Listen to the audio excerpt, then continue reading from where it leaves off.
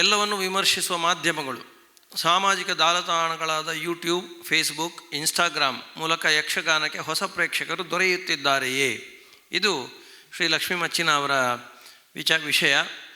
ಮಣಿಪಾಲದಲ್ಲಿ ಉದಯವಾಣಿಯಲ್ಲಿ ಬಹಳ ಪ್ರಧಾನ ಹುದ್ದೆಯಲ್ಲಿ ಇದ್ದು ತಮ್ಮದಾದಂತಹ ಕರ್ತವ್ಯ ನಿರ್ವಹಿಸ್ತಾ ಇರುವಂಥ ಶ್ರೀ ಲಕ್ಷ್ಮೀ ಮಚ್ಚಿನ ಅವರು ಯಕ್ಷಗಾನಕ್ಕೂ ಕೂಡ ಅನೇಕ ರೀತಿಯಲ್ಲಿ ಕೊಡುಗೆಯನ್ನು ಇತ್ತವರು.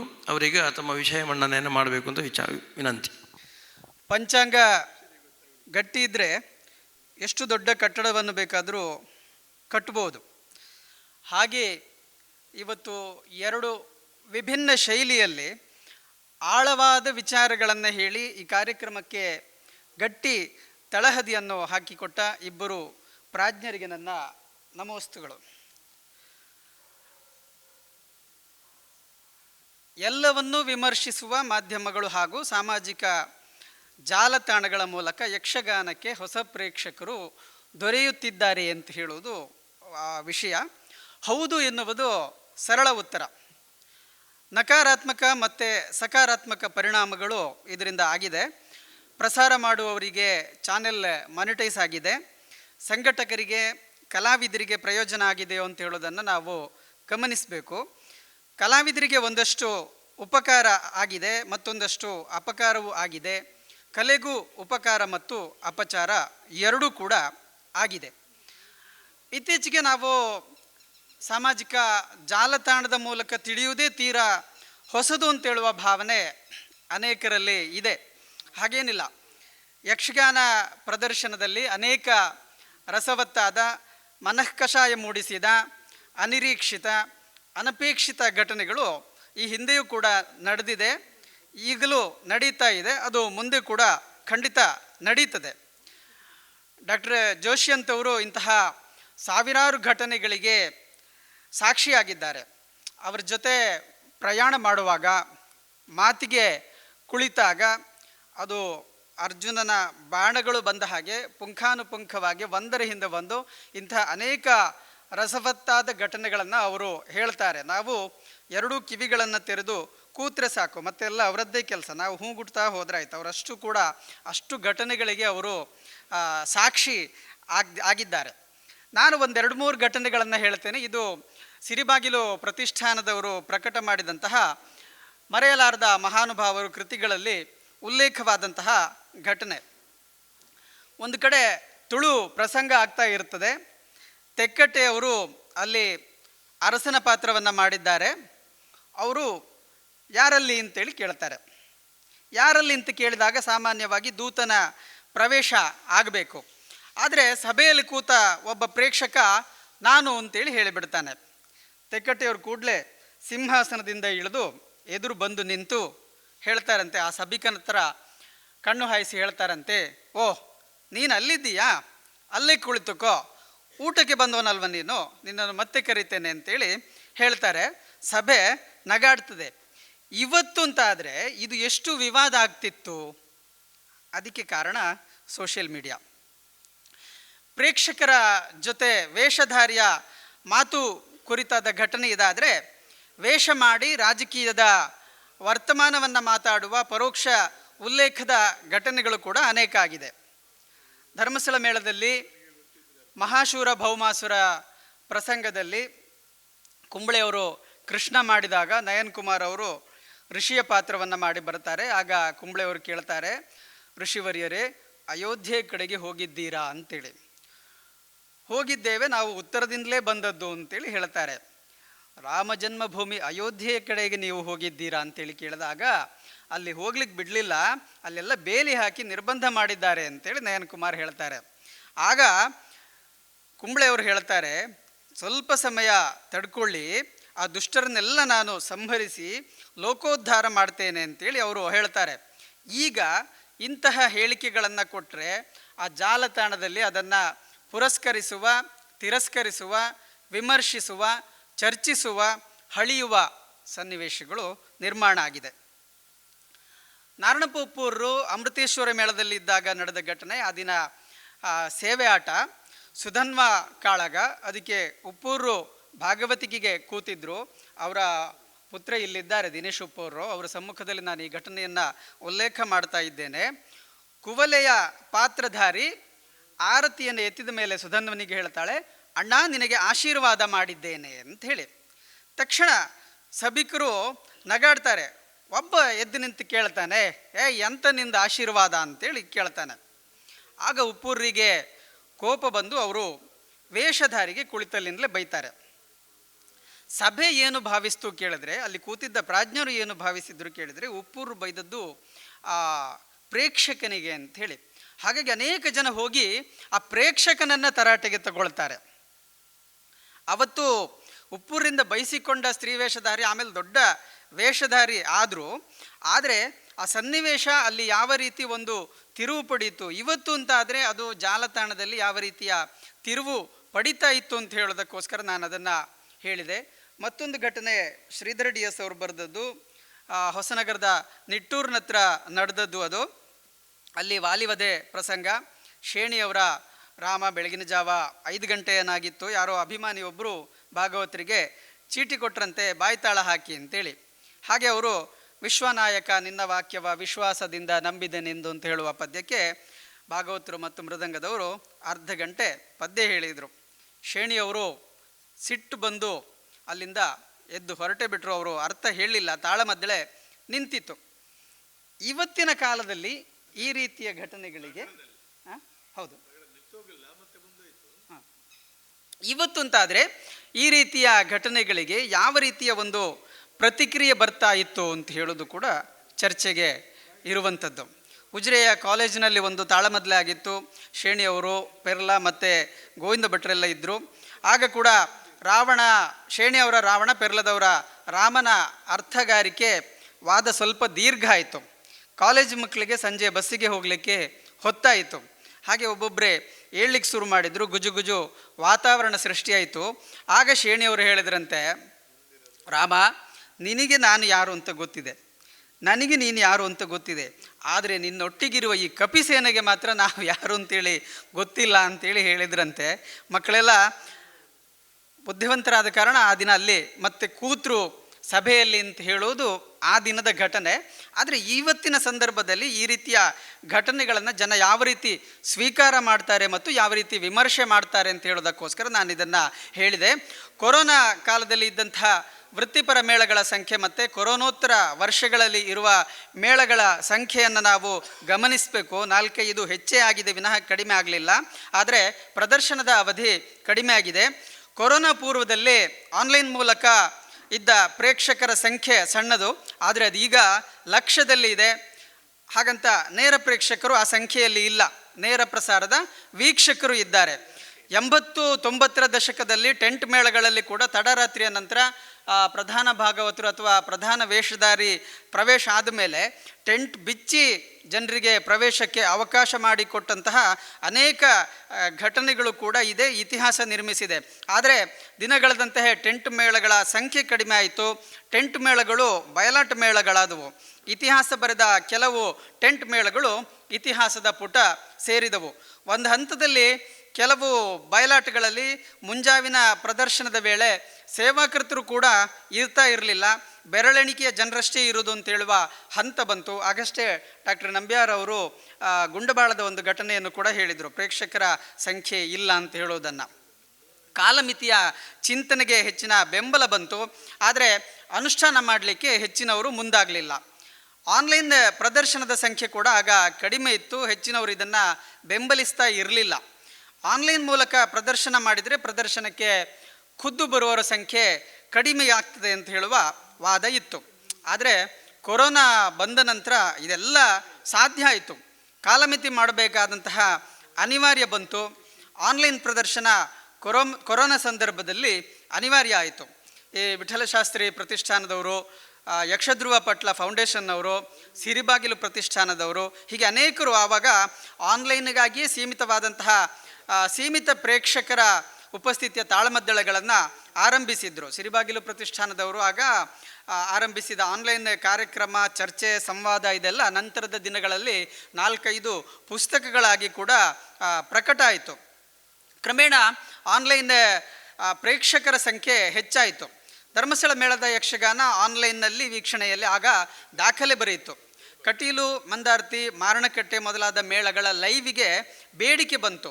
ಹೀಗೆ ಕೊರೋನಾ ಆನ್ಲೈನ್ ಕ್ರಮೇಣ ಯಕ್ಷಗಾನ ಪ್ರಸಾರಕ್ಕೆ ತಿರುವು ನೀಡಲಾರಂಭಿಸಿತು. ನಂತರದ ದಿನಗಳಲ್ಲಿ ಯಕ್ಷಗಾನ ಪ್ರದರ್ಶನ ಹಾಗೂ ಆನ್ಲೈನ್ ಪ್ರದರ್ಶನ ಒಂದು ಕೊಂಡಿಯಾಗಿ ಬೆಸೆಯಿತು. ಧರ್ಮಸ್ಥಳ ಮೇಳದವರು ಸ್ವಂತದ್ದೇ ಆದ ಲೈವ್ ವ್ಯವಸ್ಥೆ ಮಾಡುವಲ್ಲಿವರೆಗೆ ಅದು ಬಂತು. ಇದು ದಾಖಲೀಕರಣಕ್ಕೆ ಕೂಡ ಪ್ರಯೋಜನ ಆಯಿತು. ಹೀಗೆ ಆನ್ಲೈನ್ ಮೂಲಕ ದಾಖಲೆ ಮಾಡುವುದರಿಂದ ಕಲಾವಿದ ಮತ್ತು ಪ್ರೇಕ್ಷಕರಿಗೆ ಅನುಕೂಲ ಆಯಿತು, ಬೇಕಾದಾಗ ನೋಡುವ ವ್ಯವಸ್ಥೆ ಆಯಿತು. ಇದು ಎಲ್ಲಿವರೆಗೆ ಬಂದಿದೆ ಕೇಳಿದ್ರೆ, ಒಂದು ಕಾಲದಲ್ಲಿ ಕಿರಿಯ ಕಲಾವಿದರು ಗೆಜ್ಜೆಯನ್ನು ಹಿರಿಯ ಕಲಾವಿದರ ಹತ್ರ ಕೊಟ್ಟು ಅವರಿಗೆ ನಮಸ್ಕಾರ ಮಾಡಿ ಗೆಜ್ಜೆಯನ್ನು ಸ್ವೀಕಾರ ಮಾಡಿ ಆಮೇಲೆ ಗೆಜ್ಜೆ ಕಟ್ಟುವ ಕ್ರಮ ಇತ್ತು. ಮತ್ತು ಪ್ರಸಂಗದ ನಡೆ ಇತ್ಯಾದಿಗಳ ಬಗ್ಗೆ ಭಾಗವತರು ಅಥವಾ ಹಿರಿಯ ಕಲಾವಿದರ ಹತ್ರ ಮಾರ್ಗದರ್ಶನ ಪಡೆಯುವಂಥ ಕ್ರಮ ಇತ್ತು. ಈಗ ಎಲ್ಲಿವರೆಗೆ ತಲುಪಿದೆ ಪರಿಸ್ಥಿತಿ ಕೇಳಿದರೆ, ಎಷ್ಟೇ ಹಿರಿಯ ಕಲಾವಿದ ಆದರೂ ಕೂಡ, ಅವನು ಹತ್ತಿರದಲ್ಲೇ ಇದ್ದರೂ ಕೂಡ ಒಬ್ಬ ಕಿರಿಯ ಕಲಾವಿದ ಯೂಟ್ಯೂಬ್ನಲ್ಲಿ ಅದೇ ಹಿರಿಯ ಕಲಾವಿದನ ವೇಷವನ್ನು ನೋಡಿ ರಂಗದಲ್ಲಿ ಪ್ರಯೋಗ ಮಾಡ್ತಾನೆ ವಿನಃ ಹತ್ತಿರ ಇದ್ದ ಹಿರಿಯ ಕಲಾವಿದರ ಹತ್ರ ಹೇಗಾಗಬೇಕು ನಂದು ಅಂತೇಳಿ ನಡೆಯ ಕುರಿತು ಚರ್ಚೆ ಮಾಡೋದಿಲ್ಲ. ಯಾಕೆ ಕೇಳಿದರೆ, ಇವತ್ತು ಯಕ್ಷಗಾನ ಬರೇ ಒಂದು ಕಲೆಯಾಗಿ ಉಳಿಲಿಲ್ಲ, ಅದು ಡಿಜಿಟಲ್ ಯುಗಕ್ಕೆ ಹೆಜ್ಜೆ ಇಟ್ಟಿದೆ. ಒಂದು ಕಾಲದಲ್ಲಿ ಕರಾವಳಿ ಅಥವಾ ಮಲೆನಾಡಿನ ಬಯಲುಗಳಿಗೆ ಸೀಮಿತವಾಗಿದ್ದ ಕಲೆ ಈಗ ಜಾಗತಿಕ ಮಟ್ಟದಲ್ಲಿ ತಲುಪಲಿಕ್ಕೆ ಈ ರೀತಿಯ ಮಾಧ್ಯಮಗಳು ಕಾರಣ ಆಗಿದೆ. ಎಲ್ಲ ನಕಾರಾತ್ಮಕ ವಿಚಾರಗಳ ನಡುವೆ ಕೂಡ ಸಾಮಾಜಿಕ ಮಾಧ್ಯಮಗಳ ಸಕಾರಾತ್ಮಕ ಕೊಡುಗೆ ಕೂಡ ಇದೆ. ಯೂಟ್ಯೂಬ್, ಫೇಸ್ಬುಕ್ಕು, ಇನ್ಸ್ಟಾಗ್ರಾಮ್ ಇದೆ. ಇಂಥ ಮುಂತಾದವುಗಳ ಮೂಲಕ ಯಕ್ಷಗಾನಕ್ಕೆ ಲಕ್ಷಾಂತರ ಹೊಸ ಪ್ರೇಕ್ಷಕರು ಸಿಗ್ತಾ ಇದ್ದಾರೆ. ವಿಶೇಷವಾಗಿ ಇವತ್ತಿನ ಯುವ ಪೀಳಿಗೆ ಹಾಗೂ ವಿದೇಶದಲ್ಲಿರುವ ಕನ್ನಡಿಗರು ಈ ಮಾಧ್ಯಮಗಳ ಮೂಲಕ ಕಲೆಗೆ ಹತ್ತಿರ ಆಗ್ತಾ ಇದ್ದಾರೆ. ಆದರೆ ರೀಲ್ಸ್ ಮತ್ತು ಶಾರ್ಟ್ಸ್ ಹಾವಳಿ ಕೂಡ ನಾವು ಮರಿಬಾರ್ದು. ಈ ರೀಲ್ಸ್ ಮತ್ತು ಯೂಟ್ಯೂಬ್ನಲ್ಲಿ ಶಾರ್ಟ್ಸ್ಗೋಸ್ಕರ ಯಕ್ಷಗಾನದ ತೆಂಕು ಮತ್ತು ಬಡಗುತಿಟ್ಟಿನ ಹಾಡು, ಕುಣಿತ, ಸಂಭಾಷಣೆ, ಹಾಸ್ಯ ಇದೆಲ್ಲ ಯುವ ಜನತೆಯನ್ನು ಇವತ್ತು ಸೆಳೀತಾ ಇದೆ. ಏನು ಈ ಕಲೆ ಅಂತ ಹೇಳುವಂತಹ ಒಂದು ಆಕರ್ಷಣೆ ಮತ್ತು ಕುತೂಹಲವನ್ನು ಕೂಡ ಅದು ಹುಟ್ಟಿಸಿದೆ. ಲೈವ್ ಸ್ಟ್ರೀಮಿಂಗ್ ಇರುವ ಕಾರಣ ಹೊರ ರಾಜ್ಯದಲ್ಲಿ ಅಥವಾ ಹೊರ ದೇಶದಲ್ಲಿ ಇರುವವರು ಕೂಡ ನಮ್ಮ ಈ 2-3 ಜಿಲ್ಲೆಗಳಲ್ಲಿ ನಡೀತಾ ಇರುವಂತಹ ಗ್ರಾಮಾಂತರ ಪ್ರದೇಶದ ಯಕ್ಷಗಾನವನ್ನು ಕೂಡ ನೇರವಾಗಿ ವೀಕ್ಷಣೆ ಮಾಡುವಂತಹ ಅವಕಾಶ ಇವತ್ತು ಸಿಕ್ಕಿದೆ. ಕರಾವಳಿಯ ಅನೇಕ ಪ್ರಮುಖ ಯೂಟ್ಯೂಬ್ ಚಾನೆಲ್ಗಳು, ಲೈವ್ ಸ್ಟ್ರೀಮಿಂಗ್ ಪೇಜ್ಗಳು ಮತ್ತು ಮೇಳದವರ ಡಿಜಿಟಲ್ ಪ್ರಸಾರವನ್ನು ಗಮನಿಸಿದರೆ ನಮಗೆ ಅತ್ಯಂತ ಆಶ್ಚರ್ಯಕರ ಮತ್ತು ಅಂದಾಜಿನ ಅಂಕಿಅಂಶದ ಚಿತ್ರಣ ಸಿಗ್ತದೆ. ಯೂಟ್ಯೂಬ್ನಲ್ಲಿ ಯಕ್ಷಗಾನದ ವೀಕ್ಷಣೆ ಈಗ ಮಿಲಿಯನ್ ದಾಟಿದ ವೀಕ್ಷಣೆ ಆಗಿದೆ. ಯೂಟ್ಯೂಬ್ ಇವತ್ತು ಯಕ್ಷಗಾನದ ಒಂದು ಅತಿ ದೊಡ್ಡ ಡಿಜಿಟಲ್ ಲೈಬ್ರರಿಯಾಗಿ ಪರಿವರ್ತನೆ ಆಗಿದೆ. ಈ ಮೊದಲೆಲ್ಲ ಕಲಾರಂಗದವರು, ಉಡುಪಿ MGMನವರು, ಯಕ್ಷಗಾನ ಕೇಂದ್ರದವರು, ಕುರಿಯ ಪ್ರತಿಷ್ಠಾನದವರು, ಮಂಗಳೂರು ಯೂನಿವರ್ಸಿಟಿಯವರೆಲ್ಲ ಯಕ್ಷಗಾನದ ದಾಖಲೀಕರಣಕ್ಕೆ ಅನೇಕ ಪ್ರಯತ್ನಗಳನ್ನು ನಡೆಸಿದ್ರು. ಆದರೆ ಈಗ ಸುಲಭವಾಗಿ ಎಲ್ಲರ ಕೈಗೆ ಕೂಡ ಈ ದಾಖಲೆಗಳು ಸಿಗುವ ರೀತಿಯಾಗಿದೆ. ಉಮಾ ಆರ್ಕೆ ಭಟ್ ಇರ್ಬೋದು, ಚಿತ್ರಮೂಲ ಇರ್ಬೋದು, ಶ್ರೀಪ್ರಭಾ ಸ್ಟುಡಿಯೋ ಇರ್ಬೋದು, ನಮ್ಮ Kudla, Daijiworld, coastal live, Koltige live, ದಿವಾಣಗ್ರಫಿ, ಮಲ್ಯಾಡಿ ಲೈವ್, ಹೀಗೆ ಅನೇಕ ಚಾನೆಲ್ಗಳು ಇವತ್ತು ಯಕ್ಷಗಾನದ ಪ್ರಸಾರವನ್ನು ಮಾಡ್ತಾ ಇದ್ದಾರೆ. ಮತ್ತು ಮೇಳಗಳ ಅಧಿಕೃತ ಚಾನೆಲ್ಗಳ ಇದೆ. ಇವುಗಳನ್ನೆಲ್ಲ ಸುಮಾರು 50,000ದಿಂದ 3ರಿಂದ 4 ಲಕ್ಷ ಸಬ್ಸ್ಕ್ರೈಬರ್ವರೆಗೆ ಈ ಚಾನೆಲ್ಗಳು ಹೊಂದಿದೆ. ಪರಿಣಾಮವಾಗಿ ಒಟ್ಟು ಯಕ್ಷಗಾನದ ವೀಕ್ಷಣೆ ಈ ಜಾಲತಾಣದ ಮೂಲಕ ಹೆಚ್ಚಾಗಿದೆ. ಕೆಲವು ಜನಪ್ರಿಯ ಯೂಟ್ಯೂಬ್ ಚಾನೆಲ್ಗಳಲ್ಲಿ ಯಕ್ಷಗಾನವನ್ನು ನೋಡಿದ ಪ್ರಮಾಣವೇ 3ರಿಂದ 5 ಕೋಟಿ ದಾಟಿದ್ದು ಕೂಡ ಇದೆ. ಶ್ರೀದೇವಿ ಮಹಾತ್ಮೆಯಂತಹ ನಿತ್ಯ ನೂತನ ಪ್ರಸಂಗದಿಂದ ತೊಡಗಿ ಭಾಗವತಿಕೆ, ಆಮೇಲೆ ಪ್ರಸಿದ್ಧ ಹಾಸ್ಯ ಕಲಾವಿದರ ಹಳೆಯ ಮತ್ತು ಹೊಸ ವಿಡಿಯೋಗಳು ಸುಮಾರು 5ರಿಂದ 15 ಲಕ್ಷಕ್ಕಿಂತ ಹೆಚ್ಚು ವೀಕ್ಷಣೆಯನ್ನು ಪಡೆದಿದೆ. ಈ ಎಲ್ಲ ಲೈವ್ ಸ್ಟ್ರೀಮಿಂಗ್ ಜಾಸ್ತಿ ಆದ್ದು ನಾವು ಈಗಾಗಲೇ ಹೇಳಿದ ಹಾಗೆ ಕೊರೋನಾ ಲಾಕ್ಡೌನ್ನ ನಂತರ. ಅದಲ್ಲದೆ ದೈನಂದಿನ ವೀಕ್ಷಣೆ ಕೂಡ ಇವತ್ತು ಹೆಚ್ಚಾಗಿದೆ. ಕರಾವಳಿಯಲ್ಲಿ ಸೀಸನ್ ಟೈಮಲ್ಲಿ ಸುಮಾರು 50 ಮೇಳಗಳು ಇದ್ದರೆ ಪ್ರತಿದಿನ ಕನಿಷ್ಠ 5ರಿಂದ 10 ಯಕ್ಷಗಾನ ಆದರೂ ಯೂಟ್ಯೂಬ್ ಮತ್ತು ಫೇಸ್ಬುಕ್ಕಲ್ಲಿ ಲೈವ್ನಲ್ಲಿ ಇರ್ತದೆ. ಅದನ್ನು ಏಕಕಾಲದಲ್ಲಿ ಸುಮಾರು 2ರಿಂದ 10,000 ಜನ ನೋಡ್ತಾರೆ. ಹಾಗಾಗಿ ರಾತ್ರಿಯ ಅಂತ್ಯಕ್ಕೆ ಆಟ ಮುಗಿದು ಬೆಳಗಾಗುವಷ್ಟರಲ್ಲಿ ಆ ವಿಡಿಯೋದ ವೀಕ್ಷಣೆ 30,000ದಿಂದ 1 ಲಕ್ಷವನ್ನು ದಾಟಿರ್ತದೆ. ಇದು ಕರ್ನಾಟಕದವರು ಮಾತ್ರ ಅಲ್ಲ, ಹೊರಗಿನ ರಾಜ್ಯ ಮತ್ತು ಹೊರಗಿನ ದೇಶದವರು ಕೂಡ ಇದರಲ್ಲಿ ಸೇರಿರ್ತಾರೆ ಅಂತ ಹೇಳುವುದು ನಮಗೆ ಕಾಣುವಂತಹ ಒಂದು ಅಂಕಿಅಂಶ ಆಗಿದೆ. ಅಷ್ಟಲ್ಲದೆ ಅದನ್ನು ಮತ್ತೆ ಪುನಃ ಪುನಃ ನೋಡೋದ್ರಿಂದ ಸುಮಾರು 2-3 ದಿನಗಳಲ್ಲಿ 10 ಲಕ್ಷ ವೀಕ್ಷಣೆ ದಾಟಿದಂತಹ ನೂರಾರು ಉದಾಹರಣೆಗಳು ಕೂಡ ಇದೆ. ಇವುಗಳನ್ನು ನೋಡೋದ್ರಲ್ಲಿ ಸುಮಾರು 60% ಹೆಚ್ಚಿನ ಪ್ರೇಕ್ಷಕರು 18ರಿಂದ 35 ವಯೋಮಾನದವರು ಅಂತ ಹೇಳೋದು ನಾವು ಗಮನಿಸಬೇಕು. ಇವರೇ ಯಕ್ಷಗಾನಕ್ಕೆ ಸಿಗ್ತಾ ಇರುವಂತಹ ಹೊಸ ಪ್ರೇಕ್ಷಕರು. ಇವತ್ತು ಯಕ್ಷಗಾನಕ್ಕೆ ಹೊಸ ಪ್ರೇಕ್ಷಕರು ಸಿಗ್ತಾ ಇದ್ದಾರೆ ಅಂತ ಹೇಳುವ ಪ್ರಶ್ನೆ ಕೂಡ ಇಲ್ಲಿ ಇದ್ದ ಕಾರಣ ಯೂಟ್ಯೂಬ್ ಮತ್ತು ಫೇಸ್ಬುಕ್ನ ಡಾಟಾ ಇದನ್ನು ಸ್ಪಷ್ಟವಾಗಿ ನಮಗೆ ಉತ್ತರವಾಗಿ ಕೊಡ್ತದೆ. ಈ ಎಲ್ಲ ಚಾನೆಲ್ಗಳು ಕೋಟ್ಯಂತರ ವೀಕ್ಷಣೆಗಳನ್ನು ಕೂಡ ದಾಖಲು ಮಾಡ್ತಾ ಇದೆ. ರಾತ್ರಿ ಗ್ರಾಮಾಂತರದಲ್ಲಿ ಆಟ ಆಗುವುದನ್ನು ದೇಶ ವಿದೇಶದಲ್ಲಿ ಕೂತವರು ನೋಡ್ತಾರೆ. ಆದರೆ ಈ ಸಂಖ್ಯೆಗಳು ಡಿಜಿಟಲ್ ಪರದೆಯ ಸಂಖ್ಯೆಗಳಿಂದಾಗಿ ರಂಗಸ್ಥಳದ ಮುಂದೆ ಬಂದು ಕುಳಿತುಕೊಳ್ಳುವ ಗಟ್ಟಿಯಾದ ಪ್ರೇಕ್ಷಕರನ್ನಾಗಿ ಅದು ಬದಲಾಯಿಸ್ತದ ಕೇಳಿದರೆ ಇಲ್ಲ. ಕಲೆ ಡಿಜಿಟಲ್ ಆಗಿ ಗೆಲ್ತದೆ, ಆದರೆ ಅದರ ಸಾಂಸ್ಕೃತಿಕ ಆಳ ಪ್ರೇಕ್ಷಕನ ಮನಸ್ಸಿನಲ್ಲಿ ಉಳಿತದ ಅಂತ ಹೇಳೋದನ್ನು ಕೂಡ ನಾವು ವಿಮರ್ಶಿಸಬೇಕು. ಎಲ್ಲವನ್ನ ವಿಮರ್ಶಿಸುವ ಮಾಧ್ಯಮಗಳು ಇವತ್ತು ಸವಾಲಾಗಿದೆ. ನಾಣ್ಯದ 2 ಮುಖಗಳನ್ನು ನಾವು ಚರ್ಚಿಸಬೇಕು. ಸಂಪ್ರದಾಯ ವರ್ಸಸ್ ಆಕರ್ಷಣೆ ಕುರಿತು ಕೂಡ ನಾವು ಗಮನ ಹರಿಸಬೇಕು. ಜಾಲತಾಣದಲ್ಲಿ ಕೇವಲ ವ್ಯೂಸ್ ಮತ್ತು ಲೈಕ್ಸಿಗೋಸ್ಕರ ಯಕ್ಷಗಾನದ ಚೌಕಟ್ಟನ್ನು ಮೀರಿ ಕೆಲವು ಗಿಮಿಕ್ಗಳನ್ನು ಹೈಲೈಟ್ ಮಾಡ್ತಾರೆ. ಇದು ಯಕ್ಷಗಾನದ ಮೂಲ ಶಾಸ್ತ್ರೀಯ ಸೌಂದರ್ಯವನ್ನು ಕೆಡಿಸ್ತದೆ ಅಂತ ಹೇಳುವ ಆತಂಕ ಕೂಡ ಇದೆ. ನಕಾರಾತ್ಮಕ ವಿಮರ್ಶೆ ಮತ್ತು ಟ್ರೋಲ್ ಸಂಸ್ಕೃತಿ ತೀರಾ ಅನಿಯಂತ್ರಿತವಾಗಿದೆ. ಈ ಕಲಾವಿದರ ಸಣ್ಣ ತಪ್ಪುಗಳನ್ನು ಸಾಮಾಜಿಕ ಜಾಲತಾಣದಲ್ಲಿ ತೀವ್ರವಾಗಿ ಟ್ರೋಲ್ ಮಾಡ್ತಾರೆ. ಇದು ಹಿರಿಯ ಕಲಾವಿದರ ಘನತೆಗೆ ಧಕ್ಕೆ ತರಬಹುದು ಮತ್ತು ಉದಯೋನ್ಮುಖ ಕಲಾವಿದರ ಆತ್ಮವಿಶ್ವಾಸವನ್ನು ಕುಗ್ಗಿಸಬಹುದು. ಸಾಮಾಜಿಕ ಮಾಧ್ಯಮದಿಂದ ಬರ್ತಾ ಇರುವಂತಹ ಹೊಸ ಪ್ರೇಕ್ಷಕರು ಕೇವಲ ಈ 30 ಸೆಕೆಂಡ್ಗಳ ರೀಲ್ಸ್ ನೋಡಿ ಆಕರ್ಷಿತರಾಗ್ತಾ ಇದ್ದಾರೆ.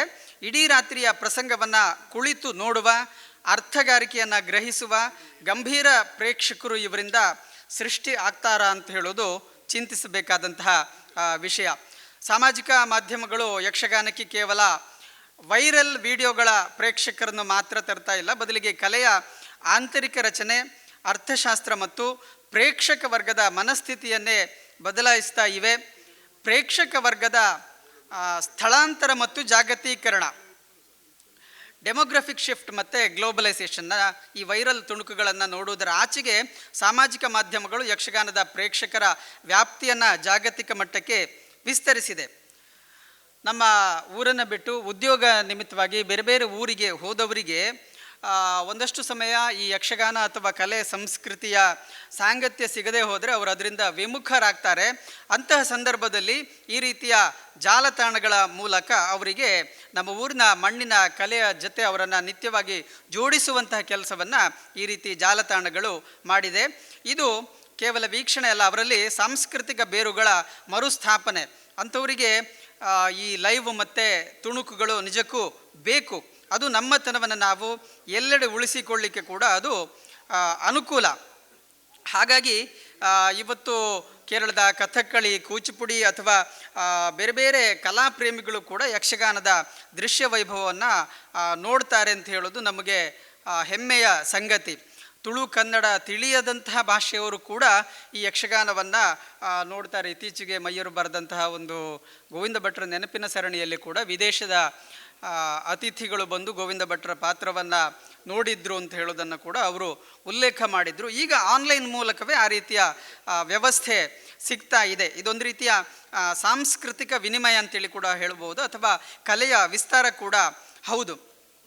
ಯೂಟ್ಯೂಬ್ ಅಥವಾ ಫೇಸ್ಬುಕ್ಕಲ್ಲಿ ಸಿಗುವಂತಹ ಮಾನಿಟೈಸೇಷನ್ ಆದಾಯ ಮತ್ತು ಡಿಜಿಟಲ್ ಪ್ರಚಾರದಿಂದಾಗಿ ಟಿಕೆಟ್ ಆಟಗಳ ಪ್ರಚಾರ ಇವತ್ತು ತುಂಬ ಸುಲಭ ಆಗಿದೆ. ಟಿಕೆಟ್ ತಾಳಮದ್ದಳೆಗಳ ಪರಿಕಲ್ಪನೆ ಕೂಡ ಹೆಚ್ಚಾಗಿದೆ. ಸಿನಿಮಾ ತಾರೆಯರ ಹಾಗೆ ಕಲಾವಿದರ ವೈಯಕ್ತಿಕ ಬ್ರ್ಯಾಂಡಿಂಗ್ ಕೂಡ ಇವತ್ತು ಹೆಚ್ಚಾಗಿದೆ. ಮೊದಲೆಲ್ಲ ಕಲಾವಿದರು ರಂಗಸ್ಥಳದಲ್ಲಷ್ಟೇ ಕಾಣಿಸಿಕೊಳ್ತಿದ್ರು. ವೇಷ ತೆಗೆದ್ರೆ ಅವರು ಯಾವ ಕಲಾವಿದರು ಅಂತ ಹೇಳುವ ಪರಿಚಯ ಅನೇಕರಿಗೆ ಸಿಗ್ತಾ ಇರಲಿಲ್ಲ. ಆದರೆ ಈಗ ಸಾಮಾಜಿಕ ಜಾಲತಾಣಗಳ ಮೂಲಕ ಕಲಾವಿದರ ಪರಿಚಯ ಕೂಡ ಎಲ್ಲರಿಗೂ ಸುಲಭವಾಗಿ ಸಿಗುವ ರೀತಿಯಲ್ಲಿ ಆಗಿದೆ. ಇನ್ನು ಎಲ್ಲವನ್ನ ವಿಮರ್ಶಿಸುವ ಮಾಧ್ಯಮ ಅಂತೇಳಿದರೆ ಅದು ಪ್ರಜಾಪ್ರಭುತ್ವೀಕರಣ ಮತ್ತು ಗುಣಮಟ್ಟದ ವರ್ಸಸ್ ಗುಣಮಟ್ಟದ ಕುಸಿತ ಅಂತೇಳಿ ಆಗಿದೆ. ಸೋಷಿಯಲ್ ಮೀಡಿಯಾಗಳು ವಿಮರ್ಶೆಯನ್ನು ಮುಕ್ತಗೊಳಿಸಿದೆ. ಇದರ ಸಾಧಕ ಬಾಧಕಗಳು ಈ ರೀತಿ ಇದೆ. ವಿಮರ್ಶೆಯ ಪ್ರಜಾಪ್ರಭುತ್ವೀಕರಣ ಆದದ್ದು ಹೌದು, ಆದರೆ ವಿಮರ್ಶೆ ಮೊದಲು ಕೇವಲ ಪತ್ರಿಕೆಗಳ ಅಂಕಣಕಾರರಿಗೆ ಅಥವಾ ವಿದ್ವಾಂಸರಿಗೆ ಸೀಮಿತ ಆಗಿತ್ತು. ಇವತ್ತು ಒಬ್ಬ ಸಾಮಾನ್ಯ ಪ್ರೇಕ್ಷಕ ಕೂಡ ಫೇಸ್ಬುಕ್ನ ಲೇಖನಗಳ ಮೂಲಕ ತನ್ನ ಅಭಿಪ್ರಾಯವನ್ನು ಹಂಚಿಕೊಳ್ಳಿಕ್ಕೆ ಸಾಧ್ಯ ಇದೆ. ಇದರಿಂದಾಗಿ ಕಲಾವಿದರು ಮತ್ತು ಸಂಘಟಕರು ತುಂಬ ಜಾಗರೂಕರಾಗಿದ್ದಾರೆ. ಆದರೆ ಅರೆಬೆಂದ ವಿಮರ್ಶಕರ ಕಾಟ ಜಾಸ್ತಿ ಆಗಿದೆ. ಕಲೆಯ ಇತಿಹಾಸ, ಛಂದಸ್ಸು, ರಾಗ, ತಾಳ, ದೃಶ್ಯದ ಮಾಹಿತಿ, ಸನ್ನಿವೇಶ ಅಥವಾ ಪ್ರಸಂಗದ ಆಳವಾದ ಜ್ಞಾನ ಇಲ್ಲದಿದ್ದವರು ಕೂಡ ಸೋಷಿಯಲ್ ಮೀಡಿಯಾದಲ್ಲಿ ಅಕೌಂಟ್ ಇದೆ ಅಂತ ಹೇಳುವ ಕಾರಣಕ್ಕೋಸ್ಕರ ತೀರ್ಪು ನೀಡಲು ಹೊರಡ್ತಾ ಇದ್ದಾರೆ. ಇದು ಯಕ್ಷಗಾನದ ಚೌಕಟ್ಟನ್ನು ಅರಿಯದ ಅಪ್ರಬುದ್ಧ ವಿಮರ್ಶೆಗೆ ದಾರಿ ಮಾಡಿಕೊಡ್ತಾ ಇದೆ. ಇಂತಹ ಆಕ್ಷೇಪಾರ್ಹ ವಾಕ್ಯಗಳನ್ನು ಬಳಸಿ ಕಲಾವಿದರ ನಡುವೆ ಇಲ್ಲದ ಜಗಳವನ್ನು ಸೃಷ್ಟಿ ಮಾಡಿ ವೀಕ್ಷಣೆ ಮಾಡಲಿಕ್ಕೆ ಕೂಡ ಕೆಲವು ಚಾನೆಲ್ನವರು ಪ್ರಯತ್ನ ಮಾಡ್ತಾರೆ. ಇದು ಕಲೆಯ ಆಂತರಿಕ ಸೌಹಾರ್ದತೆಯನ್ನು ಕೆಡಿಸ್ತದೆ. ಅರ್ಥಗಾರಿಕೆಗೆ ಕೂಡ ಇದು ಸವಾಲಾಗಿ ಎದುರಾಗಿದೆ. ಯಕ್ಷಗಾನದ ಜೀವಾಳ ಇರುವುದು ಮಾತುಗಾರಿಕೆಯಲ್ಲಿ ಅಥವಾ ಅರ್ಥಗಾರಿಕೆಯಲ್ಲಿ.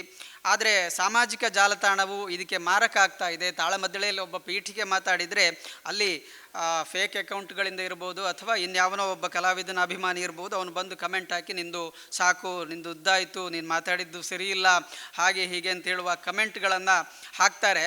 ಹಾಗಾಗಿ ಅದು ಒಟ್ಟು ಕಲಾವಿದನ ಮನೋಸ್ಥೈರ್ಯವನ್ನು ಕೂಡ ಅದು ಕುಂದಿಸ್ತದೆ. ಈ ರೀತಿಯ ಗಂಟೆಗಟ್ಟಲೆ ಮಾತಾಡಬೇಕಾದ್ರೆ ಅವರಿಗೆ ಗಂಭೀರ ಅರ್ಥಗಾರಿಕೆ ಗೊತ್ತಿರಬೇಕು, ವಾಕ್ಚಾತುರ್ಯ ಇರಬೇಕು, ಪುರಾಣದ ಪ್ರಸಂಗಗಳ ತಾತ್ವಿಕ ಚರ್ಚೆಗಳು ಇವೆಲ್ಲ ಇರಬೇಕು. ಆದರೆ ಅವು ಯಾವುದೂ ಇಲ್ಲದವನು ಕೂಡ ಆ ಕಮೆಂಟನ್ನು ಹಾಕಿ ಒಟ್ಟು ಯಕ್ಷಗಾನವನ್ನು ಮೂಲೆ ಗುಂಪು ಮಾಡುವಂತಹ ಪ್ರಯತ್ನ ಕೂಡ ಆಗ್ತಾ ಇದೆ. ಇದು ಪ್ರೇಕ್ಷಕರಲ್ಲಿ ತಾಳ್ಮೆ ಕಡಿಮೆ ಇದೆ ಅಂತ ಹೇಳೋದನ್ನು ನಾವು ಗಮನಿಸಬೇಕು. ಯಾಕೆಂದರೆ ಹೊಸ ಪ್ರೇಕ್ಷಕರಿಗೆ ಈ 15 ಸೆಕೆಂಡ್ 30 ಸೆಕೆಂಡಿನ ರೀಲ್ಸ್ಗಳು ರೂಢಿ ಆದ ಕಾರಣ ಅವರು ಈ ನಿಮಿಷಗಟ್ಟಲೆ ಕೇಳೋದನ್ನು ಅವರು ರೂಢಿಸಿಕೊಳ್ಳಿಲ್ಲ. ಕಲಾವಿದರು ಮತ್ತು ಪ್ರೇಕ್ಷಕರ ಜವಾಬ್ದಾರಿ ಇದೆ. ವಿಮರ್ಶೆಗಳು ಸಕಾರಾತ್ಮಕವಾಗಿರಲಿ, ಟ್ರೋಲ್ಗಳ ರೂಪದಲ್ಲಿ ಇರುವುದು ಬೇಡ. ಡಿಜಿಟಲ್ ಮಾಧ್ಯಮವನ್ನು ಯಕ್ಷಗಾನದ ಪ್ರಚಾರಕ್ಕೆ ಒಂದು ಸೇತುವೆಯಾಗಿ ಬಳಸಬೇಕೇ ಹೊರತು ಅದೇ ಸರ್ವಸ್ವ ಅಂತೇಳಿ ಆಗಬಾರ್ದು. ತೈಲಧಾರೆ ಅಂತೇಳೋದು ಕಲೆಯ ದೀಪವನ್ನು ಬೆಳಗಿಸಬೇಕೇ ಹೊರತು ದೀಪವನ್ನು ಆರಿಸುವ ಬಿರುಗಾಳಿ ಆಗಬಾರ್ದು. ಮಾಧ್ಯಮಗಳು ಯಕ್ಷಗಾನಕ್ಕೆ ಹೊಸ ಪ್ರೇಕ್ಷಕರನ್ನು ತರ್ತಾ ಇದ್ದಾರೆ ಅಂತ ಹೇಳೋದು ಎಷ್ಟು ಸತ್ಯವೋ, ಆ ಪ್ರೇಕ್ಷಕರು ಯಕ್ಷಗಾನವನ್ನು ತಮ್ಮ ಇಷ್ಟಕ್ಕೆ ತಕ್ಕ ಹಾಗೆ ಬದಲಾಯಿಸ್ತಾ ಇದ್ದಾರೆ ಅಂತ ಹೇಳೋದು ಕೂಡ ಅಷ್ಟೇ ಸತ್ಯ. ಯಕ್ಷಗಾನ ಅದು ಮಾಧ್ಯಮಗಳ ಅಲ್ಗರಿತಮ್ಗೆ ಬೇಕಾದ ಹಾಗೆ ಬದಲಾಗಬೇಕಾಗಿಲ್ಲ. ಬದಲಿಗೆ ಮಾಧ್ಯಮಗಳು ಯಕ್ಷಗಾನದ ಘನತೆಯನ್ನು ಎತ್ತಿ ಹಿಡಿಯುವ ಸಾಧನಗಳು ಆಗಬೇಕು. ಜಾಲತಾಣ ಭಸ್ಮಾಸುರನ ಹಾಗೆ ಆಗಬಾರ್ದು. ಊಟದ ರುಚಿಗೆ ಬಡಿಸಿದ ಉಪ್ಪಿನಕಾಯಿಯೇ ಊಟ ಆಗಬಾರ್ದು. ಪ್ರೇಕ್ಷಕರಿಗೆ ಲಿಂಕ್ ತಪ್ಪಬಾರ್ದು ಅಂಥೇಳಿ ಆರಂಭಿಸಿದ ಆ ಲೈವ್ ಲಿಂಕ್ ವ್ಯವಸ್ಥೆ ಇವತ್ತು ಪ್ರೇಕ್ಷಕರು ಹಾಗೂ ಕಲೆಯ ಲಿಂಕ್ ತಪ್ಪಿಸುವ ಹಾಗೆ ಆಗಬಾರ್ದು. ಯಾಕೆ ಕೇಳಿದ್ರೆ ಸಾಮಾಜಿಕ ಜಾಲತಾಣ ಅನಿಯಂತ್ರಿತವಾದುದು.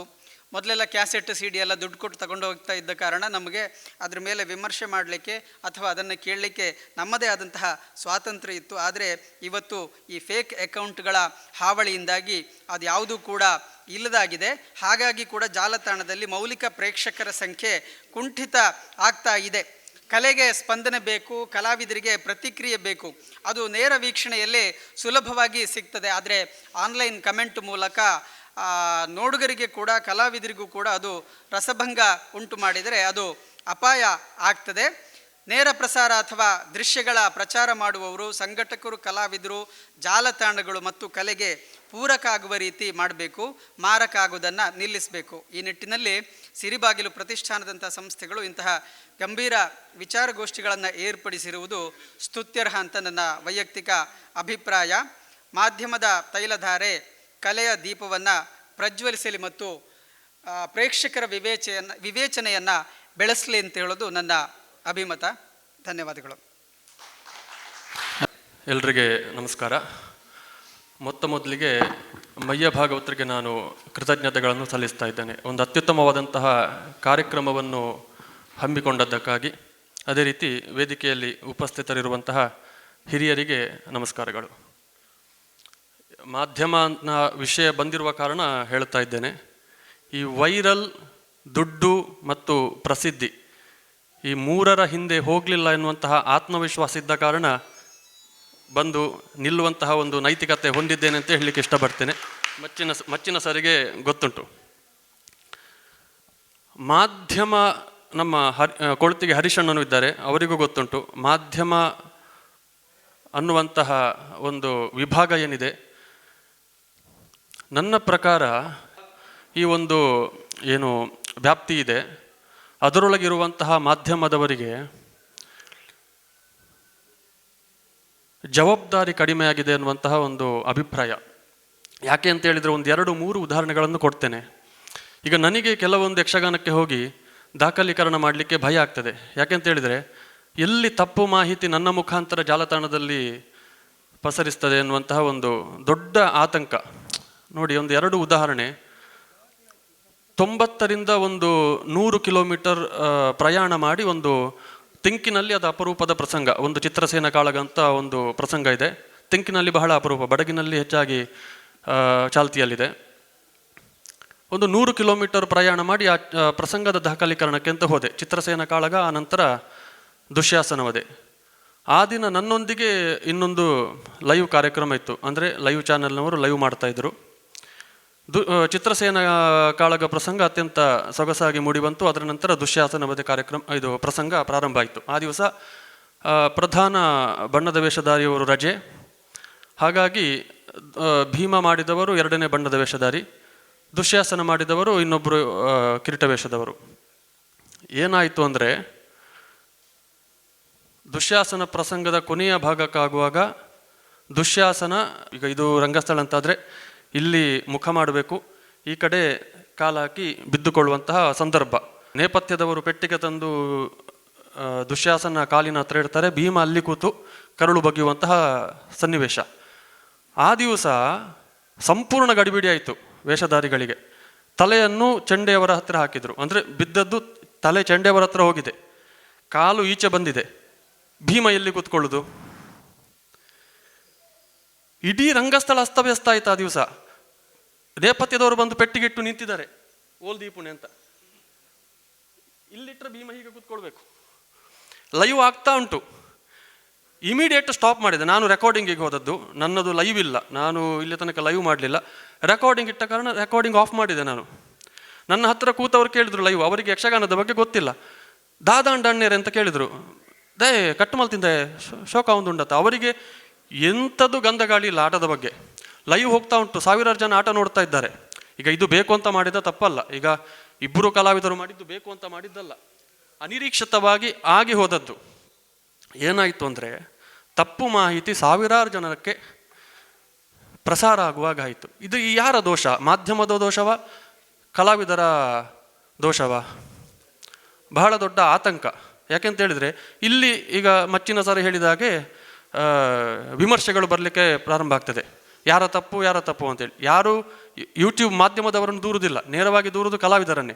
ಹಾಗಾಗಿ ಮಾಧ್ಯಮದವರ ಮುಖಾಂತರ ಈ ತಪ್ಪು ಹೋಯ್ತಲ್ವಾ, ನೇರವಾಗಿ ನಾವು ಹೊಣೆ ಅಲ್ವಾ ಮಾಧ್ಯಮದವರು.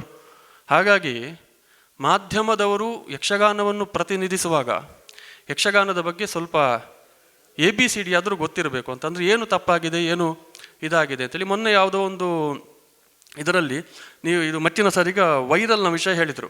ನನ್ನದೇ ಒಂದು ಚಾನಲ್ನಲ್ಲಿ ನಾನು ಅದನ್ನು ಸುಮ್ಮನೆ ಹಾಸ್ಯಕ್ಕಾಗಿ ಹಾಕಿದ್ದಷ್ಟೇ.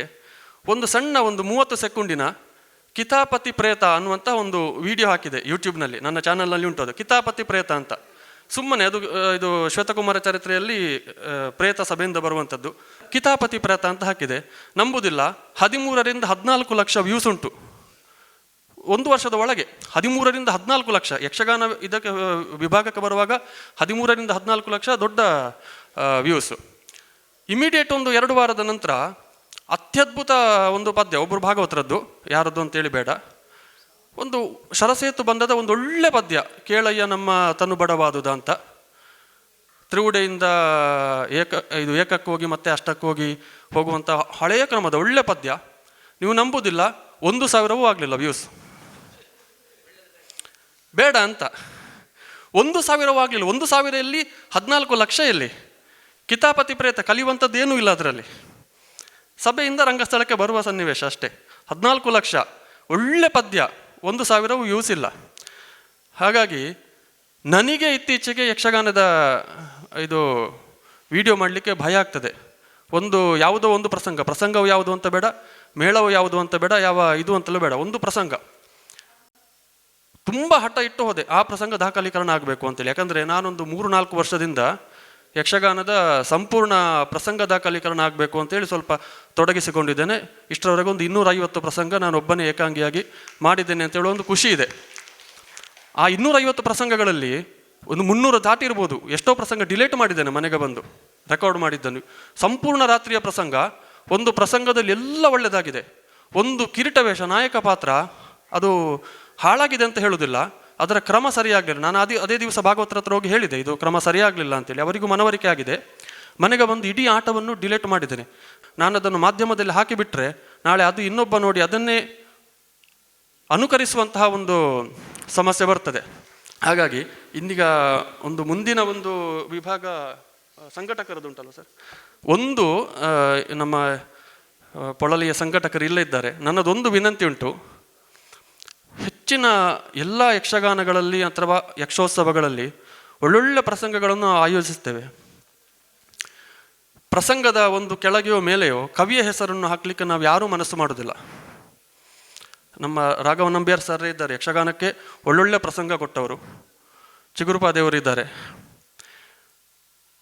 ಒಂದು 10 ಸಂಘಟಕರು ಅವರವರ ಯಕ್ಷಗಾನದ ಪ್ರದರ್ಶನಗಳ ಸಂದರ್ಭದಲ್ಲಿ ಪೋಸ್ಟರ್ನಲ್ಲಿ ಅಥವಾ ಆಟ ಆಡಿಸುವಾಗ ಕವಿಯ ಹೆಸರನ್ನು ಒಂದು ಉಲ್ಲೇಖ ಮಾಡಿದರೆ ದೊಡ್ಡ ಮಾದರಿ ಅಂತೇಳಿ ನನಗೆ ಅನಿಸ್ತದೆ. ಈ ಸಾಮಾಜಿಕ ವಿಜ್ಞಾನಗಳ ದೃಷ್ಟಿಯಿಂದ ಪ್ರೇಕ್ಷಕ ಎಂಬ ಪರಿಕಲ್ಪನೆಯೇ ಈಗ ಬದಲಾಗ್ತಾ ಇದೆ ಅನ್ನುವಂಥದ್ದು ಬಹಳ ಒಂದು ಇಂಪಾರ್ಟೆಂಟ್. ಇದು ನಮ್ಮ ನೋಡಿ, ಸಾಂಪ್ರದಾಯಿಕ ಯಕ್ಷಗಾನದಲ್ಲಿ ಪ್ರೇಕ್ಷಕರು ಅವರು ಕೇವಲ ವೀಕ್ಷಕರಲ್ಲ, ಅವರು ಆ ರಾತ್ರಿ ಪೂರ್ತಿ ನಡೆಯುವ ಆ ಒಂದು ಸಾಂಸ್ಕೃತಿಕ ಅನುಭವದ ಒಂದು ಅಂಗವಾಗಿ ಇರ್ತಾರೆ. ಈಗ ಏನಾಗಿದೆ, ಅವರಿಗೇನು ಪಾತ್ರ, ಅದು ಯಾವ ಥರ ಕತೆ ಮುಂದುವರಿತದೆ, ಅದರ ಏನು ಮಾತುಗಳು, ಅದು ಎಲ್ಲ ಅವರಿಗೆ ಚೆನ್ನಾಗಿ ಅರ್ಥ ಆಗ್ತಾ ಇರ್ತದೆ. ಈ ಸಾಮಾಜಿಕ ಜಾಲತಾಣದಲ್ಲಿ ಲೈವ್ ನೋಡುವವರಿಗೆ ಅದರ ಬಗ್ಗೆ ಯಾವುದೇ ಒಂದು ಒಲವು ಇರುವುದಿಲ್ಲ. ಟೈಮ್ ಪಾಸ್, ಸ್ಕ್ರೀನ್ ಟೈಮ್, ಅದು ಫಿಂಗರ್ ಹೀಗೆ ಮಾಡ್ತಾ ಇರ್ತಾರೆ. ಮತ್ತು ನೀವು ಲಕ್ಷ್ಮೀ ಮಚ್ಚಿನವರಾಗ ಹೇಳಿದರು, ಅದು ವ್ಯೂಸ್ ಅಷ್ಟು ಲಕ್ಷ ಇಷ್ಟು, 1 ಸೆಕೆಂಡ್ ನೋಡಿದರೂ ವ್ಯೂಸ್ ಕೌಂಟ್ ಆಗ್ತದೆ. ಅಲ್ಲಿ ಅವನು ಇಡೀ ನೋಡಿದ್ದಾನೋ ಅರ್ಧ ನೋಡಿದ್ದಾನೋ ಇಲ್ಲ, ಒಂದೇ 1 ಸೆಕೆಂಡ್ ಇದು ಚೆನ್ನಾಗಿಲ್ಲ ಹೋಯಿತು, ಸ್ಕ್ರಾಲ್ ಮಾಡಿ ಆಯಿತು, ಅದು ವ್ಯೂ ಕೌಂಟ್ ಆಗ್ತದೆ. ಅದರಿಂದಾಗಿ ಅದು ಒಂಥರ ಏನು ಹೇಳ್ತೀವಿ ನಾವು, ಫ್ಯಾನ್ಸಿ ನಂಬರ್. ಈ ಡಿಜಿಟಲಲ್ಲಿ ಇರುವಂಥ ಯಾವುದು ಕೂಡ ಅದು ಫ್ಯಾನ್ಸಿ ನಂಬರ್. ಅದನ್ನು ಇನ್ನೊಂದು ಬಹಳ ಇಂಪಾರ್ಟೆಂಟ್, ನಾನಾಗ ಅದನ್ನು ನೋಟ್ ಮಾಡಿಕೊಂಡು ಹೇಳಬೇಕು ಅಂತ ಬಯಸಿದ್ದು, ಈ ಡೀಪ್ ಎಂಗೇಜ್ಮೆಂಟ್ ಮತ್ತು ಶಾಲೋ ಎಂಗೇಜ್ಮೆಂಟ್ ಅಂತ ಒಂದು ಉಂಟು. ಈ ಏನು ಮಾಧ್ಯಮ ಅಧ್ಯಯನಕಾರರಿಗೆ ಅದು ಗೊತ್ತಿರ್ತದೆ. ಈ ನಮ್ಮ ಯಕ್ಷಗಾನದ ಬಯಲಾಟದಲ್ಲಿ ಎದುರುಗಡೆ ಇರುವ ಪ್ರೇಕ್ಷಕರು ಅವರು ಡೀಪ್ ಎಂಗೇಜ್ಮೆಂಟ್ ಅಂದರೆ ಅವರು ಬಹಳ ಗಂಭೀರವಾಗಿ ಗಾಢವಾಗಿ ಅದರಲ್ಲಿ ತಲ್ಲೀನರಾಗಿರ್ತಾರೆ. ಈ ಆನ್ಲೈನ್ ನಾವು ಟಿ ವಿಯಲ್ಲಿ ನೋಡೋದು ಅಥವಾ ಯೂಟ್ಯೂಬ್ನಲ್ಲಿ ನೋಡುವವರು ಅವರು ಶಾಲೋ ಎಂಗೇಜ್ಮೆಂಟ್, ಅವರಿಗೆ ಅದರ ಬಗ್ಗೆ ದೊಡ್ಡ ಎಂಗೇಜ್ಮೆಂಟ್ ಇರುವುದಿಲ್ಲ. ಆಯಿತಾ? ಸೊ ಇದು ನಾವು ಬಹಳ ಇಂಪಾರ್ಟೆಂಟಾಗಿ ಗಮನಿಸಬೇಕು. ಅಂದರೆ ಪ್ರೇಕ್ಷಕರು ಡಿಜಿಟಲಿಂದಾಗಿ ಹೆಚ್ಚಾಗಿದ್ದಾರೆ, ನಥಿಂಗ್. ಹೆಚ್ಚಾಗಿದ್ದು ಕೇವಲ ಸ್ಕ್ರೋಲಿಂಗ್ ಟೈಮ್ ಮಾತ್ರ. ನಿಮ್ಮದು ಸ್ಕ್ರೀನ್ ಟೈಮ್ ಹೆಚ್ಚಾಗಿದೆ ಅಷ್ಟೇ.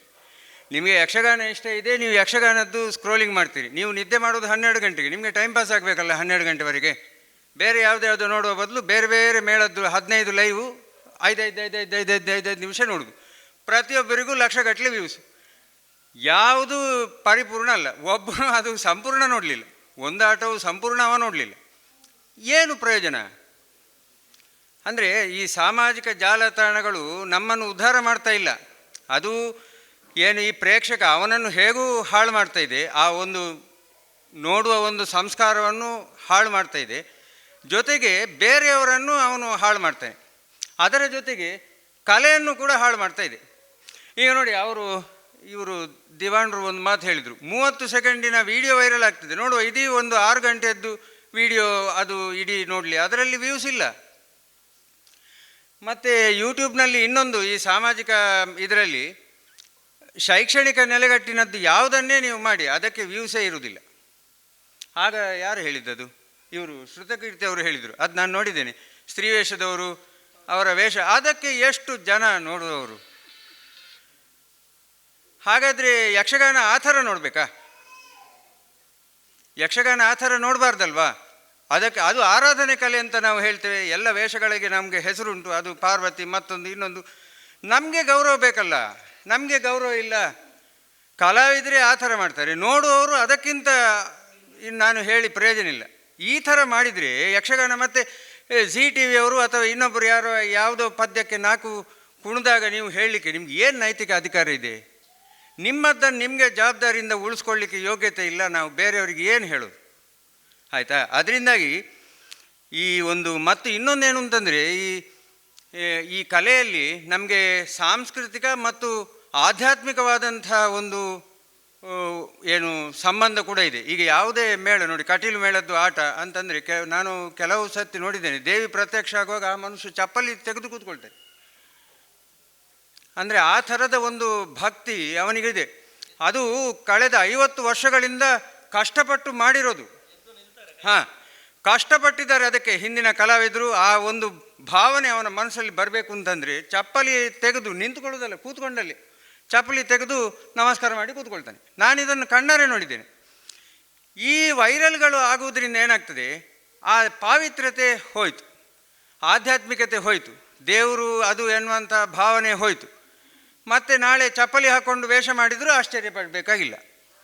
ನಮ್ಮ ಆ ಒಂದು ಏನು ಎಂತ ಹೇಳ್ತೇವೆ ಅದಕ್ಕೆ, ಎಂತ ಹೇಳ್ಬೋದು, ಮಡಿವಂತಿಕೆ. ಪ್ರತಿಯೊಂದು ಒಂದು ವಿಚಾರಕ್ಕೂ ಒಂದು ಮಡಿವಂತಿಕೆ ಇದೆ. ಈ ಕೋಲ ಆಗಲಿ ಅಥವಾ ಯಕ್ಷಗಾನ ಆಗಲಿ, ಅದು ಇಲ್ಲಿದ್ದರೆ ಅದಕ್ಕೆ ಬೆಲೆ ಉಂಟು, ಗೌರವ ಉಂಟು, ಎಲ್ಲ ಉಂಟು. ಅದು ಅಮೇರಿಕಕ್ಕೆ ಹೋದರೆ ಅದಕ್ಕೆ ಇಲ್ಲ. ಯಾಕೆಂದರೆ ಅಮೇರಿಕದವರಿಗೆ ಅದು ಏನು ಅಂತಲೇ ಗೊತ್ತಿಲ್ಲ. ಅದು ಯಾವ ಥರ ನಮ್ಮ ಜೊತೆ ಭಾವನಾತ್ಮಕವಾಗಿ, ಆಧ್ಯಾತ್ಮಿಕವಾಗಿ, ಸಾಂಸ್ಕೃತಿಕವಾಗಿ, ಧಾರ್ಮಿಕವಾಗಿ ಅದು ನಮ್ಮ ಜೊತೆ ಬೆಸೆದುಕೊಂಡಿದೆ ಅನ್ನುವಂಥದ್ದು ಅವ್ರಿಗೆ ಗೊತ್ತಿಲ್ಲ.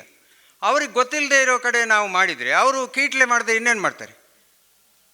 ಅದರಿಂದಾಗಿ ನಮ್ಮ ಈ ಒಂದು ಏನು ಅಮೂಲ್ಯವಾದಂತಹ ಸೊತ್ತನ್ನು ನಾವು ಜೋಪಾನ ಮಾಡಿ ಆದಷ್ಟು ನಾವೇ ಅದನ್ನು ಕಾಪಾಡಬೇಕು ಹೊರತು ಏನು ಇದು ಕಂಡಬಟ್ಟೆ ಜನ ನೋಡ್ತಾರೆ, ಜನದ್ದು ನಮಗೆ ಅಗತ್ಯವೇ ಇಲ್ಲ. 4 ಜನ ನೋಡಿದರೆ ಸಾಕು, ಅವನಿಗೆ ಅರ್ಥ ಆದರೆ ಸಾಕು. ಈ ಮನೋಭಾವನೆಯನ್ನು ಕಲಾವಿದರು, ಸಂಘಟಕರು, ಪ್ರೇಕ್ಷಕರು ಎಲ್ಲರೂ ನಾವು ಗೆಲ್ಲಿಸ್ಕೊಂಡು ಕೊನೆ ಪಕ್ಷ ಯಕ್ಷಗಾನಕ್ಕೆ ಅದರದ್ದೇ ಆದಂಥ ಒಂದು ಘನತೆ ಇದೆ, ಗೌರವ ಇದೆ. 100 ವರ್ಷ ಕಲಾವಿದರು ಬೆವರು ಸುರಿಸುವ ಜಾಗದಲ್ಲಿ ರಕ್ತ ಸುರಿಸಿ ಈ ಯಕ್ಷಗಾನವನ್ನು ಬೆಳೆಸಿದ್ದಾರೆ. ಅದ್ರ ಬಗ್ಗೆ ನಮಗೆ ಗೌರವ ಇಟ್ಕೊಂಡ್ರೆ ಎಲ್ಲ ಸರಿಯಾಗ್ತದೆ ಅನ್ನೋದು ನನ್ನ ಒಂದು ಅಭಿಪ್ರಾಯ. ಅವಕಾಶ ಕೊಟ್ಟಿದ್ದಕ್ಕೆ ಧನ್ಯವಾದಗಳು. ಸಿತ್ಲ ರಂಗನಾಥರಾಯರಿಗೆ ಧನ್ಯವಾದಗಳು. ಅವರು ಅನೇಕ ಹಿರಿಯ ಕಲಾವಿದರುಗಳನ್ನು ವೈಯಕ್ತಿಕವಾಗಿ ಸಂದರ್ಶಿಸಿ ಅವರ ಕುರಿತಾಗಿ ವಿವರವಾದಂಥ ಮಾಹಿತಿಯನ್ನು ದಾಖಲೀಕರಣಗೊಳಿಸಿ ಸಾಮಾಜಿಕ ಜಾಲತಾಣದಲ್ಲಿ ಒದಗಿಸಿಕೊಟ್ಟಂತಹ ಒಬ್ಬ ಹಿರಿಯರು. ವೇದಿಕೆ ಮೇಲಿರುವ ಗಣ್ಯರೇ, ನನ್ನ ಹೆಸರು ರಾಘವೇಂದ್ರ ಉಡುಪ ಅಂತ, ಕುಂದಾಪುರದವರು. ಸಾಮಾಜಿಕ ಜಾಲತಾಣದ ಬಗ್ಗೆ ತುಂಬ ಜನ ಹೇಳಿದರು. ನನಗೆ ಮೊನ್ನೆಯಿಂದ ಒಂದು ನೋಡಿದ್ದು, ಬೆಂಗಳೂರಿನಲ್ಲಿ ಒಂದು ತಾಳ್ಮದ್ಲೆ ಆಯಿತು. ರಾಧಾಕೃಷ್ಣ ಕಲ್ಚಾರರು, ವಾಸುದೇವ ರಂಗಭಟ್ರು ಎಲ್ಲ ಇರುವಂಥದ್ದು, ಅಂಬಾ ಪ್ರಸಂಗದ್ದು, ಅಂಬಾ ಶಪಥ. ನೀವು ಫೇಸ್ಬುಕ್ಕಲ್ಲಿ ವಾಸುದೇವ ರಂಗಭಟ್ರ ಒಂದು ಇದರಲ್ಲಿ ತಾಣದಲ್ಲಿ ಒಂದು ಒಮ್ಮೆ ನೋಡಿ. ನಮ್ಮ ಗ್ರೂಪ್, ನಮ್ಮ ಯಕ್ಷಾನುಗ್ರಹ ಗ್ರೂಪ್ನ ಕುಮಾರ ಸುಬ್ರಹ್ಮಣ್ಯಂ ಅವರು ಹಾಗೂ ಮೊನ್ನೆಯಿಂದ ಶ್ರೀಯುತ ಸೂರ್ಯಕುಮಾರು ಗೋವಿಂದ ಭಟ್ರ ಬಗ್ಗೆ ಬರೀತಿರುವಂಥ ಹರ್ಷ ವೇದೋಡಿ, ಅವರಿಬ್ಬರು ವಾದ ಮಾಡ್ಕೊಳ್ತಾ ಇದ್ದಾರೆ ಅಂಬಾ ಪ್ರಸಂಗದ ಬಗ್ಗೆ. ಒಬ್ಬರು ಭೀಷ್ಮನ ಬಗ್ಗೆ, ಒಬ್ಬರು ಅಂಬೆಯ ಬಗ್ಗೆ ಮಾಡ್ತಾ ಇದ್ದಾರೆ. ಸಾಧಾರಣ ಒಂದು 40-50 ಆಗಿದೆ. ನಾನು ಅದರಲ್ಲಿ ಮೊನ್ನೆ ಹಾಕಿದೆ, ನೀವು ನಿಮ್ಮ ತಾಳಮದ್ಲು ಇನ್ನೂ ಒಳ್ಳೆ ಉಂಟು, ಒಳ್ಳೆ ಮಾಡಿ ಅಂತ. ಯಾಕೆಂದರೆ ಇದು ಏನು ಕೇಳಿದರೆ, ಸಣ್ಣ ಕಲಾವಿದರಿಗೆ ಅಷ್ಟು ಓದ್ಕೊಂಡು ಹೋದರೆ ಸಾಕಾಗ್ತದೆ ನಾನು ನೋಡಿದ್ದು. ಅಂದರೆ ಹಾಗಾದರೆ ಇದು ಪ್ಲಸ್ ಅಲ್ವಾ? ಅಂದರೆ ಇದನ್ನೇ ನಾವು ನೋಡ್ಬೋದು, ಇದನ್ನು ಸಹ ನಾವು ಬೆಳೆಸ್ಬೋದು ಅಂತ ನಾನೊಂದು ಇದರಲ್ಲಿ ಹೇಳ್ತೇನೆ. ಏನಂದರೆ ಸಾಮಾಜಿಕ ಜಾಲತಾಣದ ಮೂಲಕವೂ ಸಹ ಇಂಥ ಒಳ್ಳೆಯ ಘಟನೆಯನ್ನು ಸಹ ಮಾಡಲಿಕ್ಕಾಗ್ತದೆ. ಅದು ರೆಫರೆನ್ಸ್, ಅದನ್ನು ನೋಡ್ಕೊಂಡು ನಾವು ಹೋಗ್ಬೋದು. ಮತ್ತು ಇವ್ರು ಹೇಳಿದಾಗೆ 30 ಸೆಕೆಂಡ್ಸಲ್ಲಿ ಹಾಕಿರೋದು ವೈರಲ್ ಆಗ್ತದೆ ಮತ್ತು ಉಳಿದದ್ದು ಅಂತ. ಅದು ಈಗಿನ ಸ್ಟಾರ್ ಇದಾಗ್ತದೆ. ಏನಂದರೆ ನಾವು ಹೇಳಬಾರ್ದು. ಏನಂದರೆ ನಾವು ಇಂಥ ಗೋಷ್ಠಿಗೆ ಹೋಗುವಾಗ ನಮ್ಮ ಮಕ್ಕಳನ್ನ ನಾವು ಕರ್ಕೊಂಬರ್ತೇವ? ನಾವು ಯಕ್ಷಗಾನಕ್ಕೆ ಹೋಗುವಾಗ ನಮ್ಮ ಮಕ್ಕಳನ್ನ ನಾವು ಕರ್ಕೊಂಡು ಹೋಗ್ತೇವಾ? ಫಿಲ್ಮ್ ಡ್ಯಾನ್ಸ್ ಇದ್ದರೆ ಅಥವಾ ಲೈವ್ ಶೋ ಯಾವುದೋ ಒಂದು ಡ್ಯಾನ್ಸ್ ಇದ್ದರೆ ಕರ್ಕೊಂಡು ಹೋಗ್ತೇವೆ. ನಾವು ಯಕ್ಷಗಾನ ಕರ್ಕೊಂಡು ಹೋಗ್ತೇವಾ? ಇಲ್ಲ. ಅದು ನಾವು ಮನೆಯಲ್ಲಿ ನಾವು ಫಸ್ಟ್ ನಾವು ಮಾಡ್ಕೊಳ್ಬೇಕು. ಯಾಕಂದರೆ ಇವತ್ತು ನಾನು ನನ್ನ ಮಗನೊಟ್ಟಿಗೆ ಬಂದಾಗ ನಮ್ಮ ಮಯ್ಯ ಭಾಗವತರು ನನಗೆ ಕೈ ಕೊಡಲೇ ಇಲ್ಲ, ಫಸ್ಟ್ ಮಗನಿಗೆ ಕೈ ಕೊಟ್ಟದ್ದವರು. ಯಾಕಂದರೆ ಅದು ಬೆಳವಣಿಗೆ ಅಂತ ನಾವು ಅಂದರೆ ಎಷ್ಟು ಅರ್ಥ ಆಗ್ತದೆ ಅಂತಲ್ಲ, ಸ್ವಲ್ಪ ಆದರೂ ಸ್ವಲ್ಪ ಅದರಿಂದ ಗೊತ್ತಾಗಲಿ ಅಂತ. ಇನ್ನೊಂದು, ಆಗ ಇವ್ರು ಹೇಳಿದಾಗೆ ದೇವಿ ಮಹಾತ್ಮೆ ಆಗುವಾಗ ಚಪ್ಪಲಿಯನ್ನು ಬಿಡ್ತಾರೆ ಅಂತ. ಇನ್ನೊಂದು ಘಟನೆ ನಮ್ಮ ಊರಲ್ಲೇ ಆಗಿತ್ತು. ಅದು ಅಂದರೆ ಎಷ್ಟು ಭಕ್ತಿ ಭಾವ ಅಂತ ಹೇಳಲಿಕ್ಕೆ, ಧರ್ಮಸ್ಥಳ ಮೇಳದ ಆಟ ಇತ್ತೀಚೆಗೆ ಒಂದು 3-4 ವರ್ಷದ ಹಿಂದೆ ಕ್ಷೇತ್ರ ಮಹಾತ್ಮೆ ಪ್ರಸಂಗ. ಆವಾಗ ಮಹೇಶ್ ಮಣಿಯಾರಿಯವರು ಯವನ ಮುಸ್ಲಿಂ ಆಗಿ ಬರೋದು ಹೊರಗಿಂದ ಬರ್ತಾಯಿದ್ರು. ಆಟ ಆಡಿಸಿದ ಮನೆಯ ಅಜ್ಜಿ ನಮ್ಮ ಮುಂದೆ ಕೂತಿದ್ರು, ಮುಂದಿನ ಚೇರಲ್ಲಿ. ಇವ್ರದ್ದು ಜೋರು ಬೊಬ್ಬೆ ಬಿತ್ತು ಹಿಂದೆ. ಆ ಅಜ್ಜಿ ಎದ್ದು ನಿಂತು ಹೇಳಿದ್ದು ಭಕ್ತಿ ಭಾವನೆ, ಇವರ ಮೇಳದಲ್ಲೂ ಗಲಾಟೆಯಾ? ಯಾರು ಮಾಡ್ತಾ ಇರೋದು? ಇವ್ರ ಮೇಳ ಬಂದಾಗ ಯಾರಪ್ಪ ಅದು ನಮ್ಮವ್ರು ಗಲಾಟೆ ಮಾಡ್ತಾ ಇರೋದು? ಅವ್ರ ಲೆಕ್ಕ ಏನು ಯಾರೋ ಗಲಾಟೆ ಮಾಡ್ತಾ ಇದ್ದಾರೆ ಅಂದರೆ ಕ್ಷೇತ್ರದ ಮೇಳ ಬಂದಿದೆ, ಅಷ್ಟಿರುವಾಗ ಅಷ್ಟು ಭಕ್ತಿಭಾವ ಬೇಕಿತ್ತು, ಆದರೂ ಇಲ್ಲಿ ಯಾರು ಗಲಾಟೆ ಮಾಡ್ತಾ ಇದ್ದಾರೆ ಅಂತ. ಆಮೇಲೆ ನಾವೇ ಹೇಳಿದ್ದು, ಅದು ಅಜ್ಜಿ ಗಲಾಟೆ ಅಲ್ಲ, ಇದು ಪ್ರಸಂಗದ್ದು ಹೀಗೆ ಅಂತ. ಅದು ಸುಮಾರು ಹೊತ್ತು ನಿಂತ್ಕೊಂಡೇ ಇತ್ತು, ಅವ್ರು ಬರೋರವರೆಗೆ, ಅವ್ರು ಮುಂದೆ ಬರೋರವರೆಗೆ ನಿಂತ್ಕೊಂಡೇ ಇತ್ತು. ಯಾಕಂದರೆ ಅದಕ್ಕೆ ಡೌಟು. ಅಂದರೆ ಮುಂಚಿನ ಕಾಲದಲ್ಲಿ ನಿಮ್ಗೆ ಗೊತ್ತಿರ್ಬೋದು, ಅಂದರೆ ಕೆಲವು ಕಡೆಯಲ್ಲೆಲ್ಲ ಗಲಾಟೆ ಆಗೋದು, ಈಗ ಎಣ್ಣೆ ಕುಡ್ಕೊಂಡು ಬಂದು ಎಲ್ಲ ಗಲಾಟೆ ಮಾಡೋದೆಲ್ಲ ಇತ್ತಲ್ಲ. ಅಂದರೆ ಅಷ್ಟು ಸಹ ಭಕ್ತಿಭಾವದಿಂದ ಮಾಡೋರು ಇದ್ದಾರೆ, ಇಲ್ಲ ಅಂತ ನಾನು ಹೇಳೋದಿಲ್ಲ.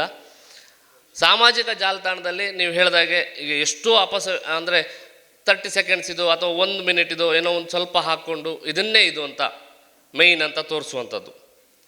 ಹಿಂದಿದ್ದು ಗೊತ್ತಿಲ್ಲ, ಮುಂದಿದ್ದು ಗೊತ್ತಿಲ್ಲ, ಅಲ್ಲಿ ಅದ್ರ ಬಗ್ಗೆ ವಿಷಯವೂ ಗೊತ್ತಿರೋದಿಲ್ಲ. ಇದು ಮಾಡಿದ್ದು ತಪ್ಪು ಅಂತ. ಯಾಕೆಂದರೆ ಈ ಸಾಮಾಜಿಕ ಜಾಲತಾಣದಲ್ಲಿ ನಾವೇ ಒಮ್ಮೆ ಹೇಳ್ತೇನೆ, ನಾವು ಒಂದು ವಾಟ್ಸಪ್ ಈಗ ಸ್ಟಾರ್ಟ್ ಆದಾಗ ಒಂದು ಪ್ರಸಂಗ, ಶ್ರೀನಿವಾಸ ಕಲ್ಯಾಣ ಪ್ರಸಂಗ. ಶ್ರೀನಿವಾಸನೊಟ್ಟಿಗೆ ಬಂದ ಸಖ ರಂಗಸ್ಥಳದ ಇದ್ರ ಮೇಲೆ ಹತ್ಕೊಂಡು ಅವ ಏನೋ ಮಾಡ್ತಾ ಇದ್ದಾನೆ ಪದ್ಯಕ್ಕೆ. ನನ್ನೊಟ್ಟಿಗೆ ನನ್ನ ಮಿತ್ರೊಬ್ಬರು ಇದ್ದರು, ಅವರು ವಾಟ್ಸಪ್ಪಲ್ಲಿ ಹಾಕಿಬಿಟ್ರು. ಅಂದರೆ ಇದಕ್ಕಿಂತ ಮುಂಚೆ ಅದೊಂದು ಗ್ರೂಪಲ್ಲಿ ಬರ್ತಾಯಿತ್ತು, ಏನಂದರೆ ಈ ಪ್ರಸಂಗದ ಬಗ್ಗೆ ಎಲ್ಲ ಚುಚೂರು ಬರ್ತಾಯಿತ್ತು.